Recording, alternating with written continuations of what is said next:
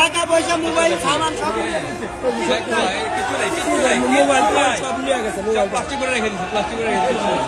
প্রবাসীদের এই কান্না যে কারোরই হৃদয়ে দাগ কেটে যাবে, সেই সাথে হৃদয়ে ঘৃণা জন্মাবে শাহজালাল আন্তর্জাতিক বিমানবন্দরের এমন অনিয়মের প্রতি।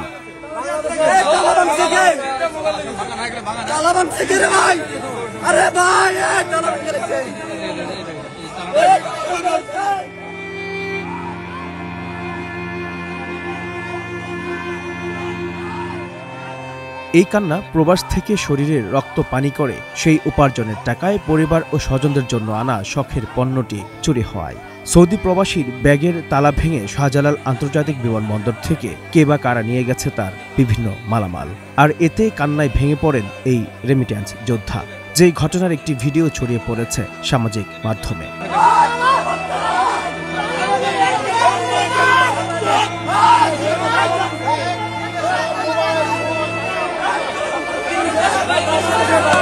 ভিডিওতে দেখা যাচ্ছে তার হাতে কয়েকটি ভাঙা তালা, আর তিনি সেগুলো দেখিয়ে চিৎকার করে বলছেন, আমার রিয়াল নাই, আমার মোবাইল নাই।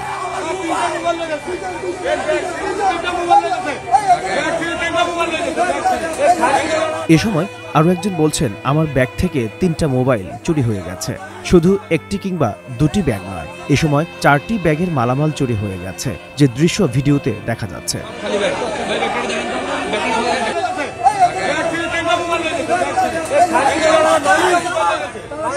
আমাদের টাকা পয়সা মোবাইল সামান সব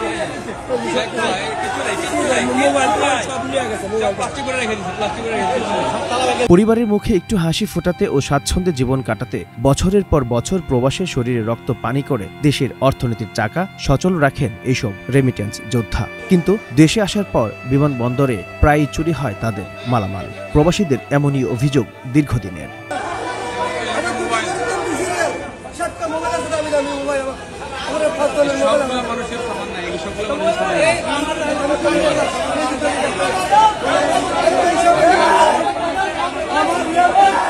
আর কত প্রবাসীর মালামাল চুরি হলে টনক নড়বে কর্তৃপক্ষের, এমন প্রশ্নই সবার।